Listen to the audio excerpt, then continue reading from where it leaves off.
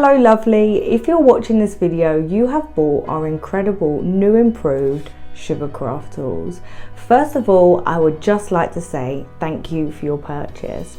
I just know that you are going to fall in love with these as much as I have. You know, it has pained me for years buying tools and equipment and just not knowing how to get the best use out of it. I refuse to let that be the case, so I'm going to go through each tool and show you exactly what I use it for. Okay, so first up is the Dresden Tool. Now on this one you have two different sides. One has a flatter surface at the bottom here, and the other has a more pointier surface, which is a lot smaller. Now this is more for texturing, and this one is more for moving paste and creating creases. So I use this one more for when I'm making faces, so I'll be able to push the paste down around the nose and not mess up the face too much. I can just stroke out any lines, and it also enables me to be able to move the paste as well. So because it's got that lovely flat surface, so say I wanted to create a eyebrow here, I could push the paste down here and then just tap around there, or push the paste up like that. You can have an angry eyebrow. Okay, so it really allows you to manipulate the paste without making too many stab marks or anything like that in your paste. Or if I wanted to move some paste in this direction for some lips, I would be able to do it like this. And then if I wanted to create some smile lines that would come from the crease of the nose, I could push the paste out in that direction. So this tool is amazing for faces. He's going to look a bit like a grumpy old man, isn't he? But you really can just get a good idea of how you can manipulate the paste and move it around. Okay, so the other end I more use for texturing. So say you wanted to do, say, a wood grain, this thin tool here is the best for it. Okay, so you could start moving it in different directions and coming down like this. Okay, you can go lighter with your tool and then maybe harder with your tool. It's totally up to you, but you can just keep moving around, and then you get this really nice kind of wood grain effect. Or if you wanted to make fur on a little bear, you could also do the same thing and just move again in different directions and create a cute little fur. Or you could build it up and do it a lot more, and you could brush it this way. Or you could always go the other way. Do lots of fur. Okay? Or you could even go do little squiggles. But that is generally what I use this tool for, and for a few creases here and there. So between the green tool and the orange tool, you're going to have 3 different size ball tools. Now these are great for creating holes and hollowing out areas. For example, if this was a little bear, and looks a bit weird, but we're going to go through it. This is where you'd want to put the eyes here. You could use this little ball tool here, and you could move it out if it wasn't the right size, and create 2 little eye sockets for the eyeballs to go in. The other thing that you may want to do is pop the ears in the top. So I could grab a little ball of paste and use the larger tool here just to hollow out that area, and then you could add an ear on. That's a very large ear, but you can see what I mean. Now you can do this for all different animals, and that is how you could add the ear. Another way to do it is if you have a shirt and you're going to pop a neck in the top, what I always do is hollow out a hole there as well, just so that the neck can sit down inside of it there. Okay. This is also a great tool to use within a petal to create a really, really lovely shape on it. And you can also create a cupped look on your petals as well. So if you roll in the middle and roll out, you can really cup petals and let them dry that way. Okay, so they're nice and shaped, you can see from the side. The peach tool is the knife and scriber tool. Now this is my absolute favourite tool. I cannot be without it, and you'll see that doesn't matter what I'm working on, I will always be using this tool. Now the scriber end is perfect to mark out a pattern or positions.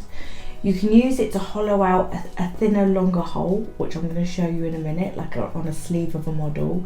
You can use it for flowers, like creating little things like corals, or tiny little holes for buttons or shirts, or even the tops of a berry. Like, this is a great tool. And this one I more use for creating deep lines and fabrics and folds. Okay, so I'll go through each one. So we have the torso that I had here from earlier, and I would probably use this to create, I could even use this to push down the top there. Okay, and then I might want to create a deeper line here, and then I'd use the smaller end to do some little holes for the button. Now, to create folds in the clothes and fabric lines, I use the back of the tool. So can you see here it's thicker and then thinner? What I would do is on the thicker part from the back, I would push down hard and then roll the knife over, now gently releasing the pressure. And then what would you do is you create this thick part here, it goes thinner, and then you can just move it wherever you want. Okay, and then you've got freedom to move it. This makes really nice little fabric lines everywhere, so I would always kind of go from the back with that, so that's kind of cool. You wouldn't want to use this side for that, because you'll just get too much of a sharp crease. You can, let me show you what it would look like. Okay, so you can add little bits of that later on if you want to, but I generally use the back for the folds in the fabric. Okay, so if we went back to our little teddy, I would be using this to create the line along where the nose would go. I'd also use this to come up and create this line as well, so it makes that really nice indent of a line. For the face, as you can see, I used the small ball tool for the eyes. I might want to change the shape of the eyes. Now what I do is I use this knife tool for that, because if I push out here on that side and say here on that side, what I can do is use the flat part of this tool to make this curve and this point meet. Okay, so I will just push it in and then push it up. I'll show you again. You can see more here. There's the round part and then there's the point. I'd push it in and then push it up, and then I'd make that really nice kind of almond shaped eye. Okay, so I'd use it for that. The little scribe side I'd use for the nostrils. Pushing down, I might want to mark where I'd want the lips to go as well, and then you can always cut across with the knife tool. The knife tool is also great for doing things like this and opening up mouths. So if you push it in, you can then really push it down and then open up, say, the mouth of your model if you wanted to put anything in there, like teeth or food. Okay, so that is possible. Okay, or if you had a baby and you wanted to have a round mouth, you'd pop this one in and then open it up like that. Okay, so there's lots of options. Obviously you'll do it a lot tidier than me, so there's great options for that. Now the other great thing is I would use this for creases. So say this is a elbow, this is a sleeve, an arm with a jumper on or something like that. So the elbow's here, so the crease of your arm would be there, so you may want to put some little folds in like that. Also, if I was going to put this hand in, what I would need to do is I wouldn't use a ball tool to hollow out that area. If I use this, it's going to make a similar shape to this here. So what I would do is I'd push this in so it's thicker on the outside and then it goes in thinner, just so it's a smaller hole, allowing the arm to then slide in and grip. Sorry, the hand. Slide in and then grip a lot better, just like that, and then the arm will hold it well. Okay, obviously with a little bit of glue, but that's another thing I use this tool for. I love using it for hair. Okay, so if I had hair, I'd make lots of strands. So this is like a little strand of hair, and I would go in really thick. Okay, really thick, deep line, even deep line. I wouldn't use the Dresden tool for this because it's not as sharp, so I cannot get this deep line as much. So it's really great for strands. So I wanted lots of strands on the hair here. I would push in like this. Now I'm cutting through so deep that it's almost going all the way through. Look, I've tore it, which is great. I don't mind that, I'm happy with that. And then you can add these sort of streak to hair and then twist it or turn it. And then what I also do is then recut in to help stick it to the model. Now the bone tool also is double-ended with two different size balls. You can also use these for eyes as well, which gives you even more different sizes for eyes, which is great. I actually use this bone tool here with the other medium-sized ball tool to help me put in a nose on my faces. If I push both ends, that really helps me to do that. But generally I like to use these for my flower making because it's there's a good ball here, but it's actually quite flat underneath here, and these tools are seamless. So whereas other tools will catch, this one will not, which is great. So you don't actually need to go and buy yourself a set of those silver ball tools. This is awesome for thinning around petals or frilling things. And the way you do that is you have your paste there and you go half on the mat and half on your paste, and you just roll round.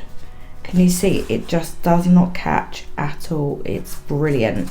Now if you want to do frills, you can just push a little bit harder, keep stop starting, just like that. So remember to be half on, half off. So this is great for frilling, and it's also great for just smoothing out the edges. I just wanted to give you another quick example of how to use these tools and which one I would use for what part of an animal or this dinosaur.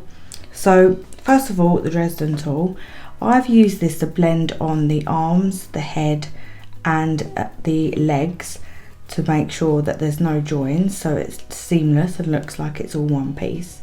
I've also used it to create this little lip here and around here and around here also. The small ball tool I've used here and where the fingers are and the feet, and I've also used for the nostril here.